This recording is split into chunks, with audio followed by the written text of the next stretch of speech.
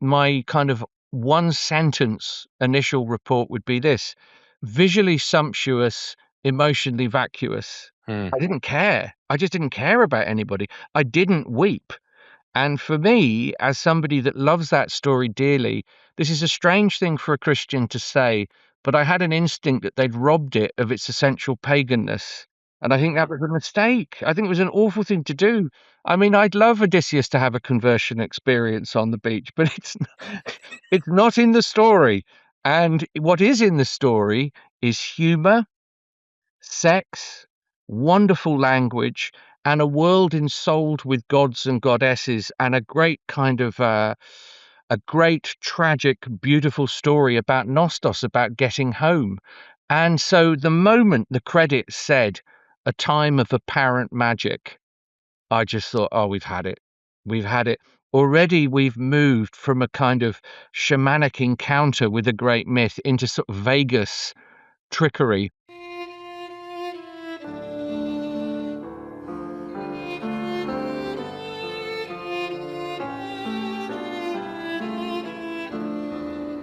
This is Jonathan Pedro. Welcome to the Symbolic World.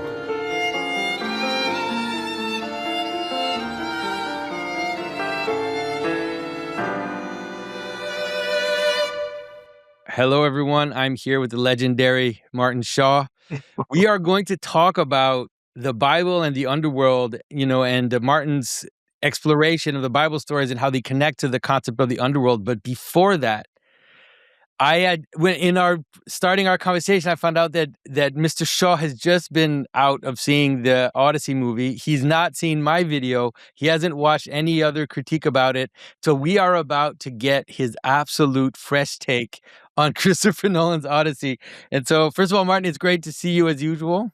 Thank you, my friend. I think we probably saw each other in London some time back. I think in the middle of winter, you were giving a talk for Temenos, and I don't think we've seen each other since, sadly. Right. And as I noticed, your hair is just getting longer and longer. No. Well, I'm writing this enormous book on the Bible, and I've taken a semi-Nazarite vow because I have to keep drinking wine. It would just be diabolical if I didn't.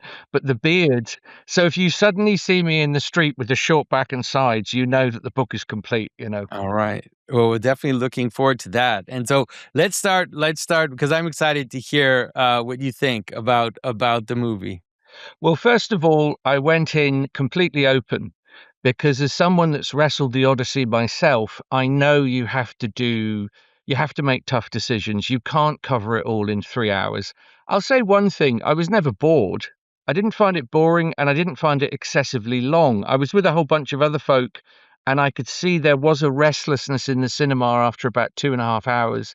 But to be honest, my kind of one sentence initial report would be this: visually sumptuous, emotionally vacuous. Hmm. I didn't care. I just didn't care about anybody. I didn't weep. And for me, as somebody that loves that story dearly, this is a strange thing for a Christian to say, but I had an instinct that they'd robbed it of its essential paganness. And I think that was a mistake. I think it was an awful thing to do. I mean, I'd love Odysseus to have a conversion experience on the beach, but it's not in the story. And what is in the story is humor, sex, wonderful language, and a world ensouled with gods and goddesses, and a great kind of a great, tragic, beautiful story about Nostos, about getting home. And so the moment the credits said a time of apparent magic, I just thought, oh, we've had it. We've had it. Already we've moved from a kind of shamanic encounter with a great myth into sort of Vegas trickery. What I respected what I respected was, of course, the lack of, green screens. I liked the grittiness. Of course, the Horse of Troy was phenomenal. I don't think that the failure of the film weighs entirely on Matt Damon's shoulders particularly. I've got to be honest, I didn't think the script was great. Hmm. It's a story that's it's so caught up with language. The Odysseus, when he's encountered the Cyclops, he's just about to get on the boat, and the Cyclops calls out, nobody has injured me. And Odysseus's hubris is such, he turns around and says, hey, I'm not nobody, I'm somebody. I'm Odysseus, sacker of cities. Well, at that point, he gives Poseidon a zip code. He says, yeah, I'm right here. And the whole story is about how a somebody returns to Ithaca eventually as a nobody. It's a Hmm. story about hubris, this notion of Zeus's law, which we would call Xenia, hospitality.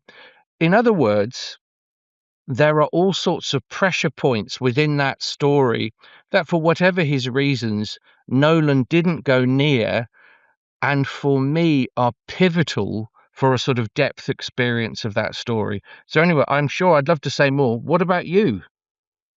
I mean, I enjoyed the film. I went in seeing it more as something that was going to hit a cultural moment, and I think I agree with you. And I've slowly admitted this, that the script is difficult. Some of the exchanges are very artificial. There's some things that are said. The whole thing about how our age of bronze is falling. It just hits so harshly that it's difficult to stomach. But I think I really enjoyed it because I thought that an aspect of the story that it was telling was something we need to hear today, which is, we've been stuck in this post World War II world where, in some ways, we can't go back home. We have difficulty in finding ourselves without feeling like we are engaging in an act of violence. And I feel like one of the things the movie brought through was Odysseus did horrible things at Troy, did horrible things along the way, but that he can still come home and he can still, restore his kingdom and encounter his wife and set up his son as a continuation. And so, there is a way back, from the horrors of the modern world. And so that's really the thing that I love the most about it, because how many movies now end with a man and a woman finding each other at the end? Almost none. Movies now end with a man and a woman going their separate ways to figure themselves out. That's how movies end now. Oh yeah, yeah. I mean, we live in the time of the anti-hero for sure. And I'm with C.S. Lewis when he said, especially with younger kids, you need figures that sometimes are entirely good figures, because they kids figure out early on that this is a tremendously uncertain world. And so you need an Aslan. You need that. Now, of course, we both know that Odysseus is a very complex figure. The poem begins, it says, tell me of the Polutropos, the man of twists and turns. And you can see him fairly ambivalently until you realize that in almost every scene of the Odyssey, he's fighting for his life. Mhm. And so he is making kind of grey, difficult decisions. But we also see a master storyteller at play. And you don't really get any of that. You've just got sort of. I've worked, for example, with lots of people returning from combat situations. So they would be coming back from Iraq or Afghanistan or even further back, older fellas from Vietnam. This is a very important story for them because it carries all of that trauma. And interestingly, for those guys, they felt they got home too quickly. Mm, They needed the 19 years on the islands. They needed this, or 9 years or whatever it is. It was actually to take somebody's life in the heat of a battle and within 48 hours you're back in Texas watering your lawn, that sends you crazy in the head. The village doesn't know what to do with you. mm. So the Odyssey, the island of the Lotus Eaters, this incredible image of addiction, all of that is all of that is there. I That longing for home, in Welsh there is a word called hiraeth, and Hiriath is it's almost impossible to translate into English, but it means a longing that is so profound and deep it'll almost never be met. And in Greek, nostos is a very similar idea, and it's what Lewis was always banging on about when he was saying, even in your life you think you have everything. There's this deeper dimension. And so what is rocky Ithaca to us as a culture? What does it mean to get home? And the humbling for me, in the poem when when finally he wakes up on the beach, he has to go back. We saw this in the movie. He has to go back as a tramp or a derelict, and there's such a reduction in status. And you've heard me talk before. I think the first time we ever spoke, actually, we talked about the Odyssey and the absent Achilles, because Achilles isn't in the film, I don't think. No. And Achilles is saying, the underworld is not at all what it's cracked up to be. Imperishable glory.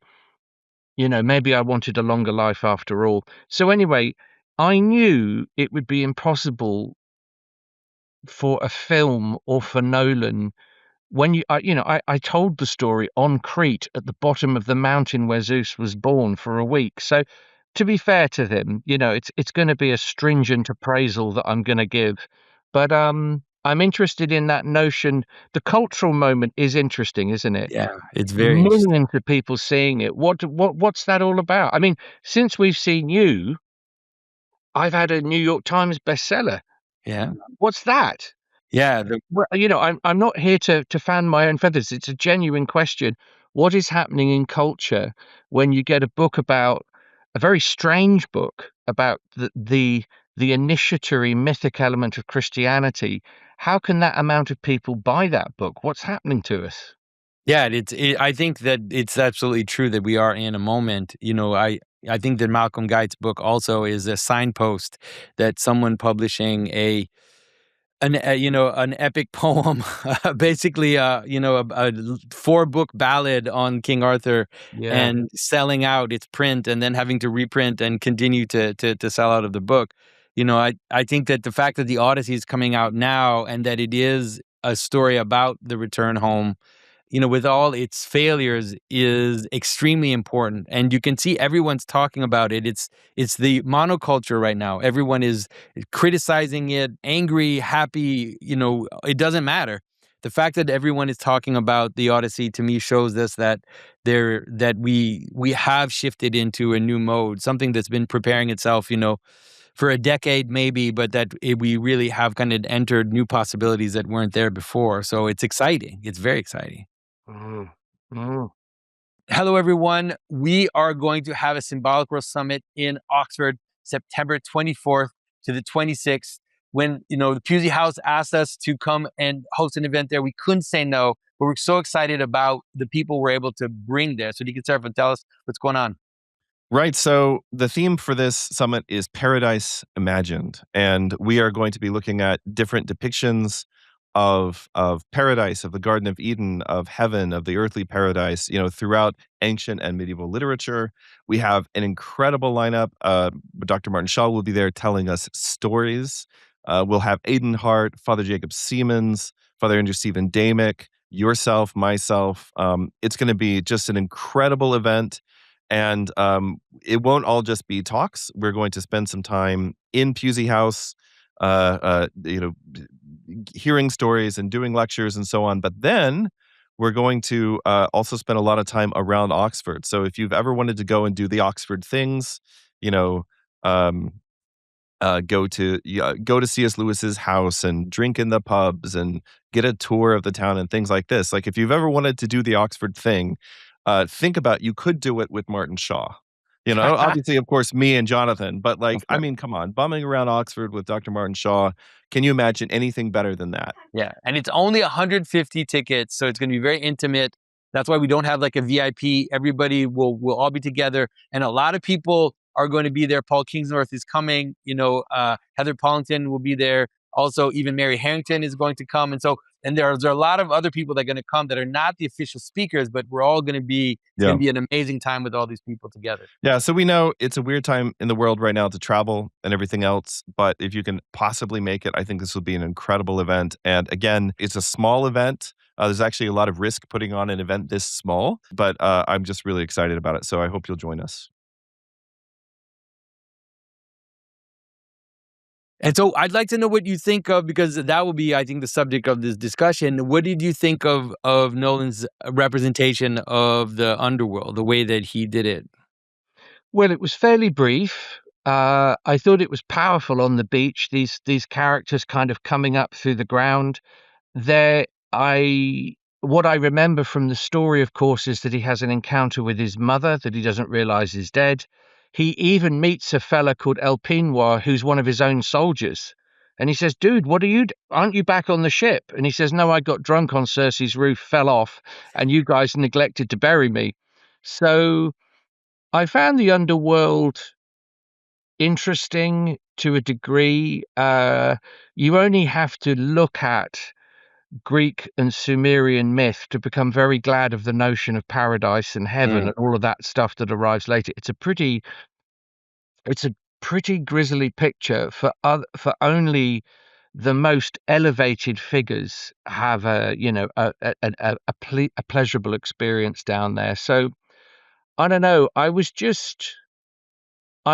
interested in how flattened Odysseus had become in this. It was as if he wasn't going to do a great deal to offend anybody, but at the same time, that meant all his instinctual. There's a Greek word metis, and metis is to do with wit, and it's to do with being wily, it's being like a coyote, and I couldn't feel his metis. For example, they cut out Hermes, the god of the storytellers. When Odysseus is going to meet Circe, he encounters Hermes on the path, who gives him a plant, and he says, "You got to eat this plant." If he hadn't met Hermes, he'd be a piggy wiggy just like the rest of them. And so, this reduction of the holy, this reduction of that divine, or Olympian dimension, I just sort of miss it. And I also feel like I felt around Gawain and the Green Knight. What's happened to humor? Why is Yeah. everybody so frightened of the Irish? They call it the crack. What's these stories? I say this as a Shanachie. I say this as an oral storyteller. You have to use humor to deepen people. They don't want it to be delivered in a moribund fashion in a feasting hall for hour after hour. You have to have changes of gear. So my instinct was that the script, which had no great poetical leaps in it, I felt most of the script was explaining to people that probably didn't know the poem what on earth was going on. And at the same time, in a typical Nolan-esque manner, he moves the cards so quickly, it's very hard for me to catch up with what he's doing. It's only because the thing's so drilled into my head, I could keep a grip of it. However, I know as a fact that people I was sitting next to thoroughly enjoyed it. So, Yeah, I have to say I thoroughly enjoyed it, mostly because I'm so thirsty. Maybe that's also why. It's like that's what people are saying. Like, Jonathan, you're so parched that you've enjoyed something that is not what it could be. But like, hey, I can't deny our situation, So I will appreciate what we can get. And so what I want to know about, what I want to hear about is, when we started talking about Bible stories years ago, I remember we had thought of planned. We wasn't able to land. We thought about doing an event called Joseph in the Underworld. yeah. And so I remember that it was one of the ways for which you were able to kind of enter into these stories, these Bible stories that are in some way so different from the epic poems in the way they're written.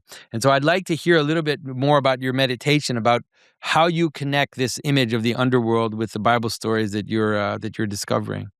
Certainly. So in myth, when you hear the word underworld as opposed to otherworld, which is a bit different, like an encounter with a fairy isn't necessarily an underworld. An underworld is going to be an experience that usually has some kind of initiatory test for the character that is undergoing it. There's only two things that are going to happen in the underworld. One is you're going to go down there because it's a dimension of Hades, it's a dimension of death, you're never coming out. Or you are going to wrestle some kind of obstacle or some series of tests like the story of Psyche and Eros, and you will return eventually with a gift. So you're in this world, then you're in the realm of the dead, then there is a resurrection of a sort, and you return changed. And not only do you return changed, the thing that binds all these stories together is you return with a gift for others. If you don't return from a gift with others, if there isn't something generous in your character afterwards, there's a little speculation as to, you've quite undergone or completed the encounter. Mm. The big challenge for me with the Bible stories on a very basic level is when you move from Greek to Hebrew, the physical descriptions are so limited in the Bible, as opposed to the absolute florid poetry of the Greek world, for example.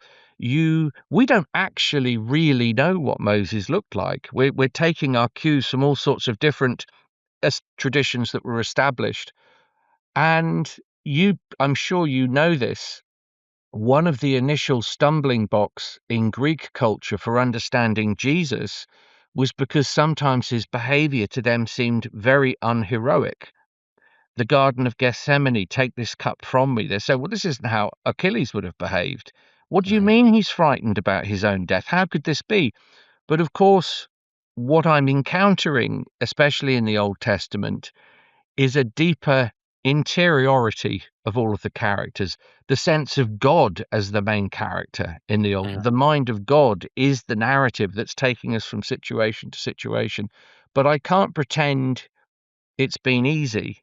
The language, you get these wonderful exceptions, of course. I mean, for example, the book of Job, so phenomenal. I'm working on Job a lot. You get moments of phenomenal poetry, and then you get long sections that are rather flat and quiet, or you get the rabid mosh pit that is the book of Judges. And then in the middle of the book of Judges, you have this one story that doesn't really feel like any of the others, which is Samson. That's a wild story. That's the one where you're feeling the breath of Gilgamesh and Enkidu, and you're feeling that Sumerian world kind of loping towards you. But I can tell with my hands up, there's going to have to be quite a few drafts of this. I'm going to have to put it in a drawer, go to sleep, send it to a few senior figures, have conversations, and come back. So I'm in I tell you what, I wouldn't want to do it without it leading to Jesus. It's a very different thing when you see it all through, the majesty and the strangeness of what is to come. Yeah. Yeah, and I think that's really the key. A simple, maybe as you're doing it, to me, a simple way that I go through is I actually do that. I compare the story to the story of Jesus. I ask myself, what is the same and what is different in the story of Samson from the story of Jesus? And then you Yeah. realize that there are things that are similar. This notion of taking the lowly and bringing it up, right? This idea of how he takes the doors of the gates of the city and carries them to the top of the hill. This is an image of Christ, is an image of the incarnation, the image of how in some ways he dies to sacrifice himself for others, but it's different. It's not the same. There's a difference between suicide and being killed by others. And so this kind of meditation on how the elements are the same and different can definitely open up the space of the stories, as you're thinking about them. Yeah, that's a really good bit of advice. I mean, I see the stories are obviously I'm not attempting to tell every single story in the Bible. I mean, to give you a clue, I was 103,000 words into this before I got to the wedding at Cana. Before we got to the wedding at Cana. So it's like, okay, all right, this is going to be a prayer rope of stories, one after another. And I do really what you've just said. I said, where is where is Christ doesn't have to live in a character necessarily in this story, but he could live in an image or a scene. What is trying to announce itself in that moment? And then bit by bit by bit, whether it's the story of Esther or Ruth and Naomi, whatever it is, you begin to go, oh, okay, I'm seeing, as you know very well, young Christians usually, there's a lovely Irish word, graw. It means a love. I have a graw for Jesus. That's not difficult, but it could be quite hard to have a graw for the Old Testament. You can be like, oh, do I really have to think about this? You've got Revelation waving at you in one end, which can seem completely indecipherable to a modern person. You've got these, I mean, can you imagine trying to get through, you know, Abraham and Isaac on a deep level, to think about what that is and not just fling the book across the room at that moment, but go, no, this works on a symbolic level. this works on an emotional level. The thing to concentrate on is not the moment where he's saying, I want you to kill the child. It's when he says, don't. And then, of course, there's a dimension to that story which I think is really legitimate to think about, which is how many of us have felt our own fathers had a blade at our neck. There's a very personal reaction to that story as well. So, what initially seemed very challenging is just opening and opening and opening into the most profound writing experience of my life. I've never been through anything like this before. Yeah, yeah. I mean, that's amazing. I think we're definitely excited to see what you're going to do with this. And so I know that one of the images that you found of obviously of the underworld is in Joseph, in the story of Joseph. There are iterations of this. Obviously, the first one when he's thrown down a well then plays itself out in Egypt itself, then ultimately in the prison. There are these kind of iterations of these descent motifs. What are the other ones that you found compelling as you're kind of going through? Because sometimes you don't expect it, and then when you get it, you realize, oh, this is what's happening. Oh yeah. You'll have to forgive me. I've just come out of a funeral. So Mm, there's a in terms of grief in the underworld, a friend of mine, there's a very famous Irish musician called Glenn Hansard, who a week ago was killed. He was on his motorbike and he just was killed. And sorry. his son Christy, his little boy, I mean Christ, his name literally, and his wife. It's an unbelievably awful event, and he's a very, very dear friend of mine. Mm, So I just got back from Dublin, where 11,000 people came to his wake. Can you mm, imagine 11,000 people? And the interesting thing was, a lot of people wanted to see me privately and ask me this question, like, "Where is he? mm, Where is Glenn?" And you will know when people are really in pain and they are looking at you to try and tell the truth about something. That is the moment where anything that is too conceptual just mm, it just like crumbles in your own mouth. You're like, mm, I can only speak from, these little things that are alive in me that have been born through my faith. mm, So I suppose I felt that I've been in the underworld myself for the last few days, so I can't sort of immediately bring things to mind because my mind is so sad. mm, My soul is sad. There's a line in Irish myth. They always say, "How can I be with you if I'm not sad?" There's a way in which people meet, and it's okay to say, you know, "I'm heartbroken." mm. And so, yeah, I'm just Yeah. giving you some context. No, no, I think that's right, and I think that, if we first of all, I'm sorry to hear Yeah, about your friend, um, but it's weird that there's something of that in the story of Joseph, that yeah, scene in the prison when the two men come yeah, with their dreams and Joseph has to announce to them, yeah. on the one hand, a nice story, and I on the other know. hand, a very unpleasant one. Yeah, I mean, I always think that Joseph, it's a great sign of leadership because I'd be fine at delivering the first message, but most of us do not want to deliver the second message, which seems so similar. And he says, "I'm Mm, sorry, this has an entirely different, weight to it." What I find so touching about the story of Joseph in the Bible is this quiet note that's in it where it keeps saying, no matter how bad things were, strangely, Joseph always felt that God was with him. mm, And that's one of the things in Ireland I was trying to encourage my friends. I was like, listen, I appreciate you may feel that Christianity has let you down. I appreciate that Catholicism has had a complicated history in this country in the last 100 years. However, there is no sorrow mm, Jesus won't walk through with you. There is no greater figure. There is no depth to go to other than to be, you know, to just, look, I spent most of the 2 days just telling people the Jesus prayer, mm. passing the Jesus prayer along and saying, if you do this, you're going to start feeling different in about 15 minutes.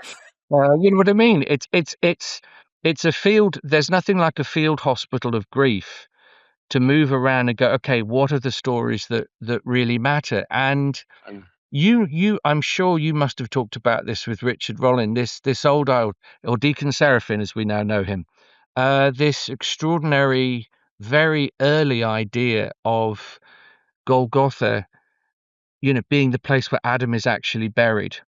So as Jesus is on the cross, the blood is dropping into the ground and going all the way down to everybody. All the stories I've told in this book, everybody's in that hill in my storyteller imagination. It all becomes unutterably alive. And then this old Orthodox idea that this is the moment where Jesus plays the greatest trick in the history of the world. He tricks death. It's so fantastic. I wish someone had just kind of told me that when I'm like, that's incredible.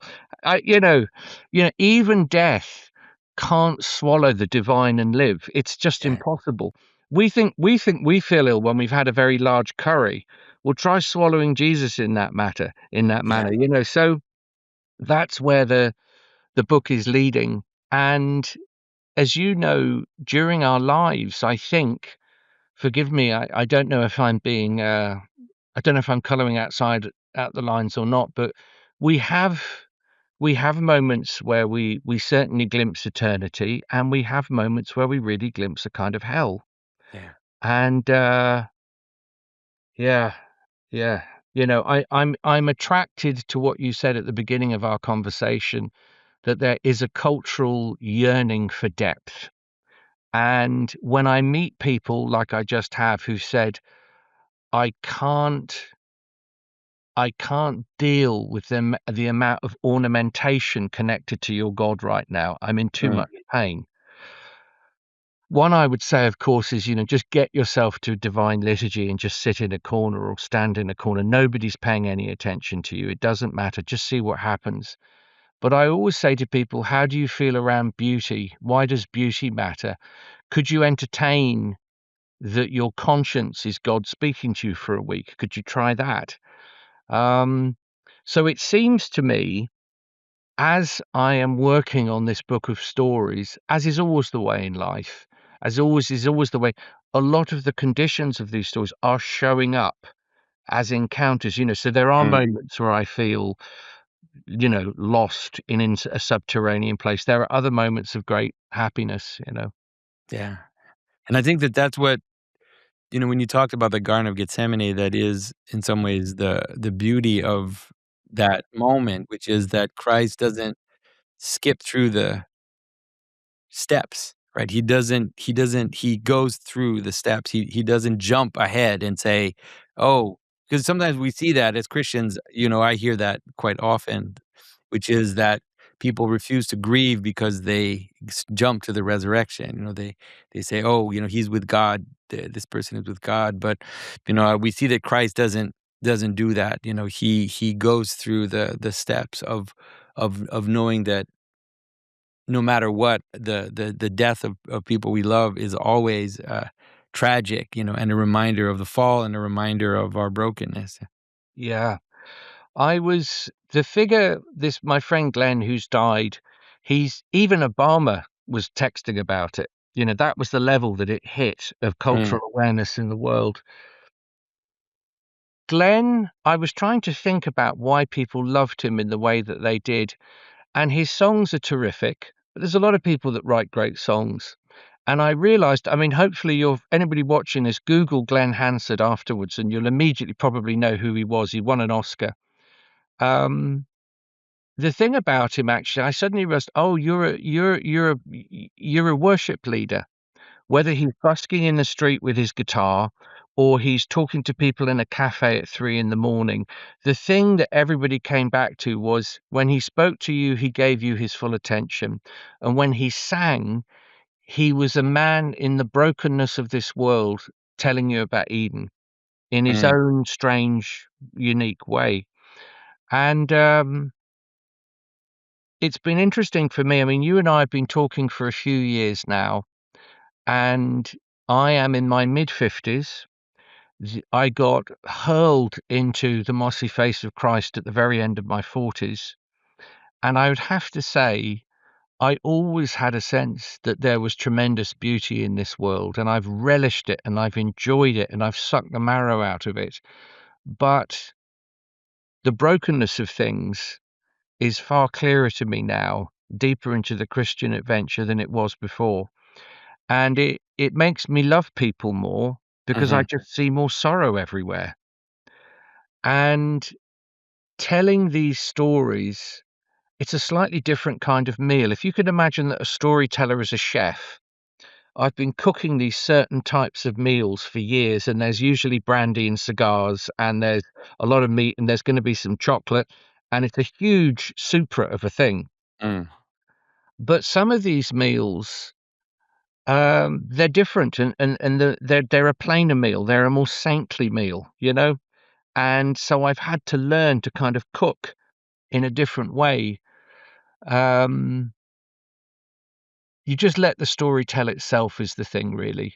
Uh, So thank you for your encouragement, because I appreciate your encouragement for me to do this, because do bear in mind, my father is a preacher, my brother is a pastor. I've been my great uncle was, the theologians crawling out of the woodwork everywhere I turn. So it's not quite imposter syndrome, but you're just thinking, how can I do something that's of value and use to other people, really?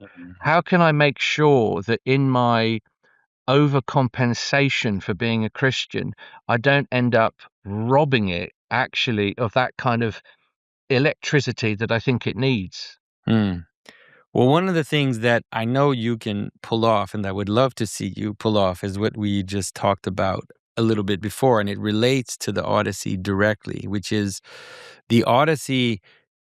In the story, you could say, although the Odyssey itself doesn't begin with a trick, the end of the Trojan War begins with the trick that Odysseus plays. It's the one that undoes the city, right? That undoes an aspect of the world. And that's usually how we understand the trick. We understand it as something which undoes the trick of the serpent in the garden. That's the kind of trick that we're dealing with.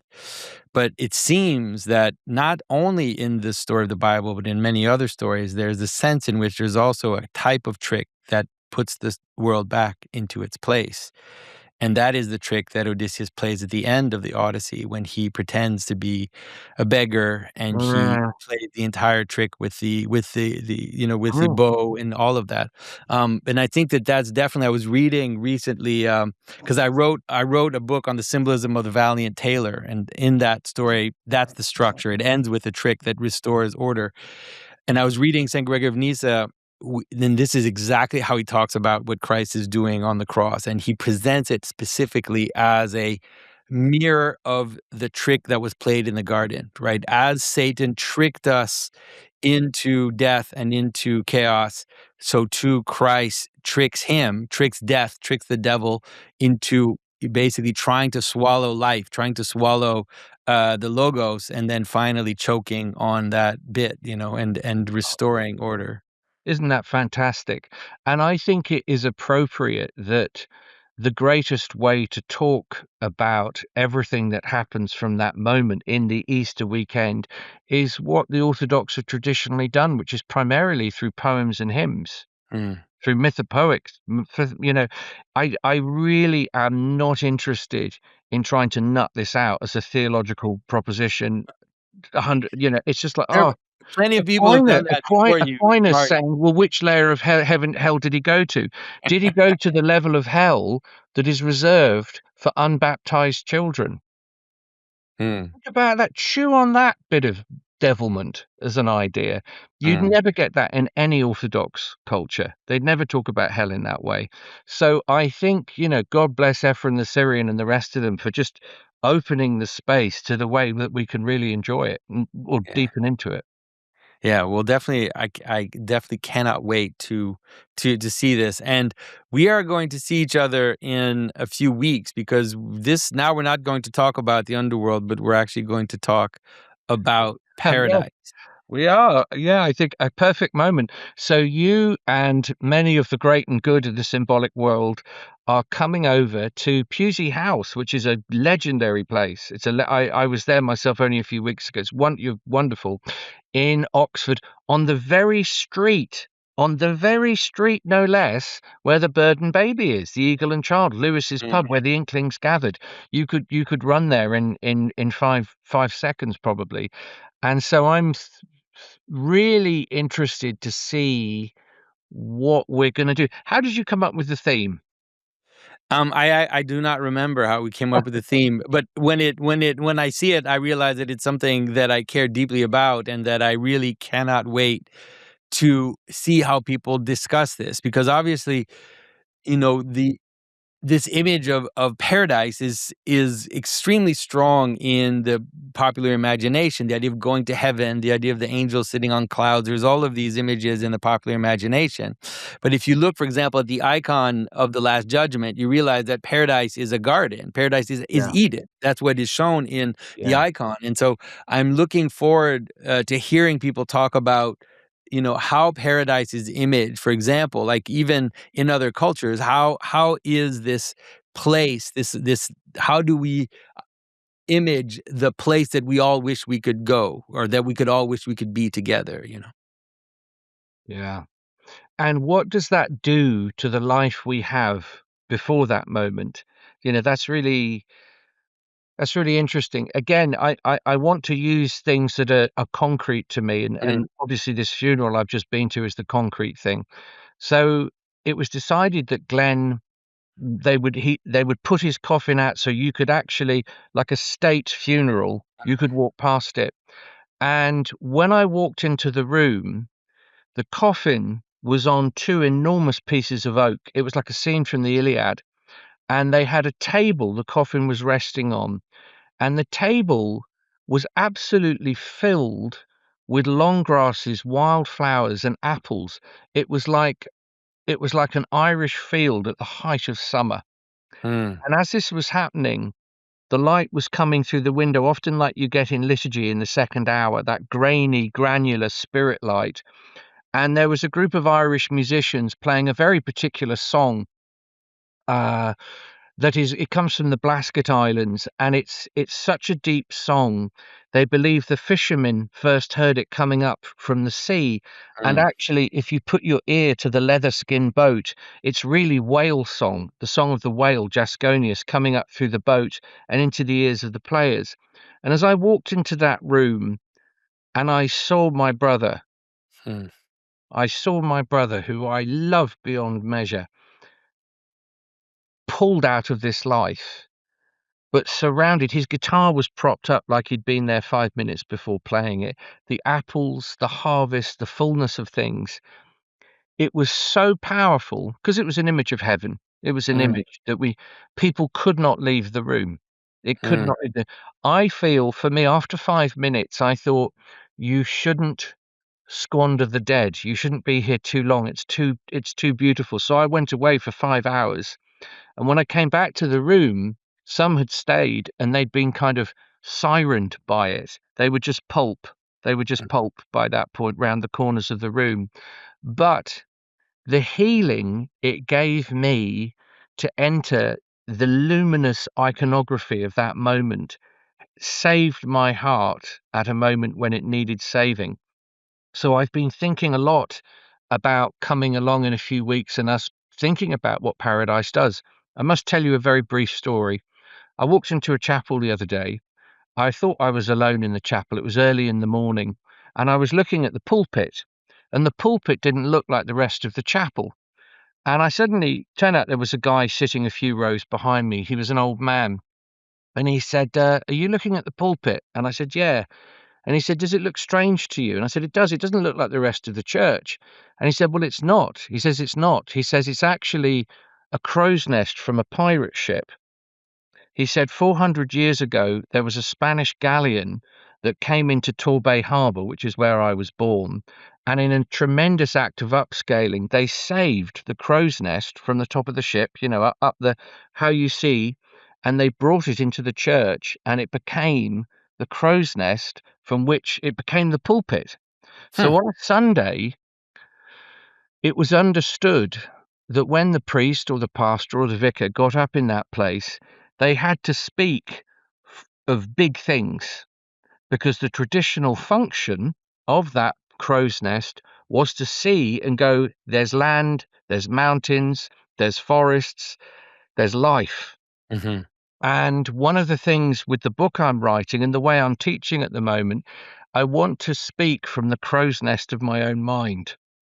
I want to make sure that I'm doing right by my God, and you know, seeing as big as I possibly can.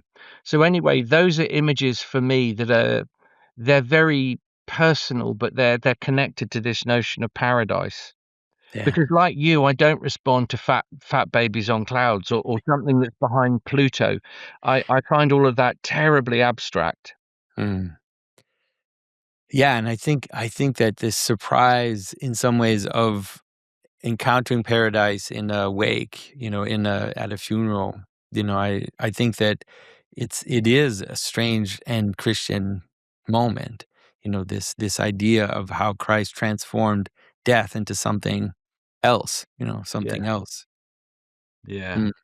yeah, Well, I hope that also our discussions in the few weeks, maybe will also give you some glimmers of these images, because they're especially of paradise. We tend to, a lot of scholars like to say that paradise is really something that is more of a paradise in the sense of after death, where you go after death and everything, that it's something that's more of a New Testament thing, that it's not there in the Old Testament, but there are many images of the restoration of the holy place of Eden in the Old Testament, that do become glimmers and images of how it is ultimately that we kind of understand the heavenly Jerusalem, the city on the hill that ultimately becomes the image of paradise for us in Christianity.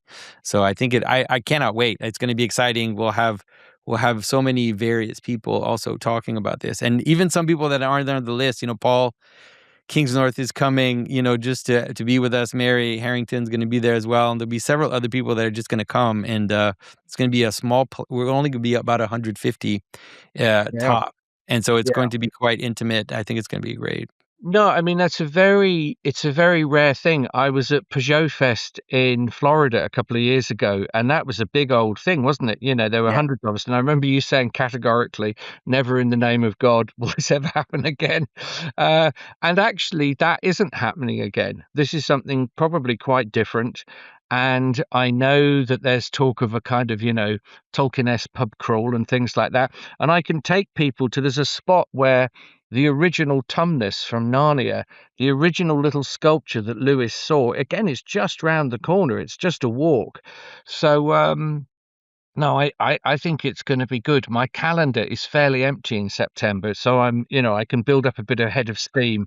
I won't be rolling into it dark-eyed and muttering. Well, I'm always dark-eyed and muttering, but I'll have some energy. I'll have some energy. So I'm looking forward to seeing everybody again.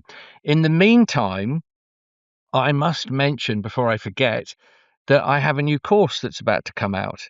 Now, I have thoroughly enjoyed the two courses now that I've done with Symbolic World, Christian Wonder Tales, and the Epic of Parsifal. That I think, unbelievably, I think we did it at the beginning of this year. It feels like a really long time ago, but it Yeah. isn't.